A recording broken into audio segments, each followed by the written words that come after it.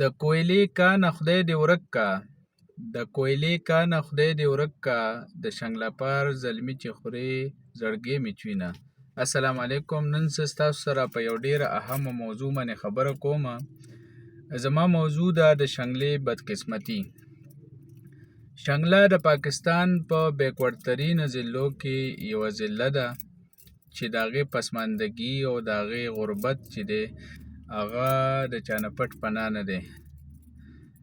روزانه چې خبر اوري نو د شنګلې ډېر شي ځوانان چې دي هغه به کله په یو ځای کې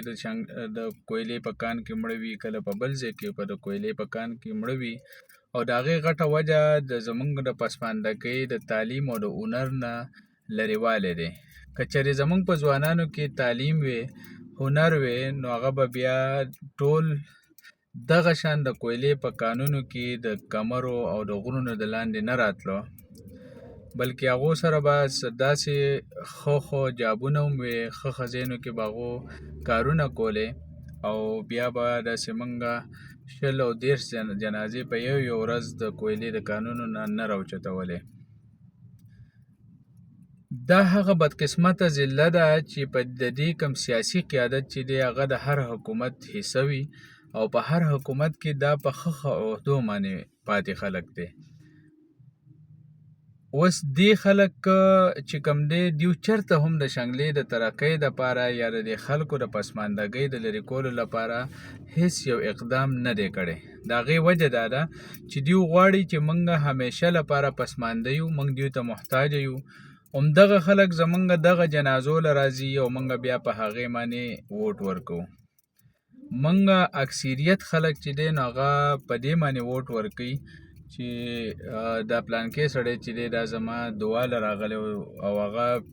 15 کاله وروستو زما دعا له راغلی یا یو میاشت وروستو زما دعا له راغلی او دا ښه سړی دی. دا زما په خیال د احساس کمترۍ یو غټه وجه ده او د تعلیم نه د لرېوالي یو غټه وجه ده. که چېرې تعلیم او احساسي کمتري زموږ نه ختم شوه نو په موږ کې به شعور راشي او موږ به بیا د خپل حق چې دی نو د هغې تپوس کولی شو. نو موږ په دغه څیز باندې بیا ووټونه ورکوو او چې په دغه څیز باندې ووټونه ورکوو نو موږ به عمر بر دغسې د جهالت په دور کې یو، دغسې به موږ جنازې اوچتو او دغسې به موږ د ترقۍ د لوري نه ډېر زیات لرې یو، بلکې ترقي به موږ په سترګو هم نه وینو.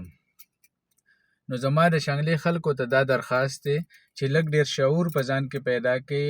سیاسي بیداري هم په ځان کې پیدا کړئ، سیاسي شعور هم په ځان کې پیدا کړئ، ځکه چې کله په تاسو کې دا څیز راغی نو تاسو بیا د خپل حق تپوس کولی شئ. بیا به په تاسو کې دا احساس کمتري نه چې پلانکې خان یا پلانکې MP یا MNA چې دی نو هغه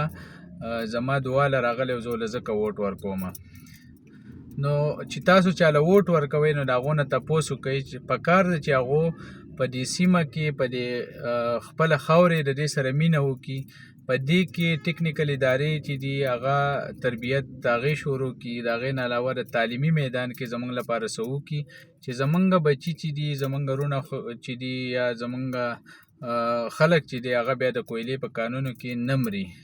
نو د دې لپاره دا څیزونه چې دي دا انتهایي زیات ضروري دي. په دې څیز باندې خیال ساتل چې دی هغه ضروري دی چې موږ په دې څیز باندې توجه ورکړو او موږ د خپلې ترقۍ لپاره کار وکړو. نو د دغه څیز دا یو میسج مې ورکو دی خلکو ته چې د خدای په خاطر دا میسج چې دی د خپلو ټولو شنګلوالو سره شیر کړئ چې موږ غلامان نه یو پیدا او موږ د خپل حق تپوس کولی شو. که یو سړی ماله په تعلیمي میدان کې کار کوي، ماله زما هغه سټیټس چې دی د هغې د اپلیفټ کولو کوشش کوي، د هغې لپاره ماله فني یا تکنیکي دا کوم چې ټکنیکل دغه دي ادارې دي هغه قایموي چې زما په خلکو کې زما په ځوانانو کې هنر راشي او هغه بیا د ترقۍ دپاره د خپلې علاقې د ترقۍ دپاره او د خپلې ضلعې د ترقۍ دپاره څه وکړي نو دا به بیا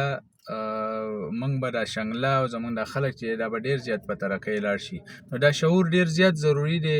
او دا په هر چا کې ضروري دی چې موږ د خپل حق تپوس وکړی شو، موږ دغسې غلامانه ذهنیت چې دی د هغې نه وځو او موږ د ترقي یافته قومونو سره د ترقي یافته خلکو سره د مقابلې هغه توان په موږ کې راشي چې موږ د هغو سره مقابله کولی شو. هغه مقابله موږ په دعاګانو نه شو کولی. موږ له دیو چرې هم نه راځي زموږ جنازې اوچتې کړي. په دغه جنازو اوچتولو دیو زموږ هغه ووټ اخلي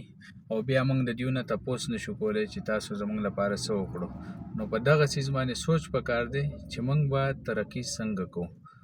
زما امید دی چې تاسو به زما د پیغام د ټولو خلکو سره شیر کوئ چې په ټولو خلکو کې یو بیداري راشي چې ترقي چې دغه په دعاګانو باندې یا زموږ د جنازې په کټونو باندې نه راځي، بلکې زما د دې ځوانانو لپاره تا څه کړي دي چې هغه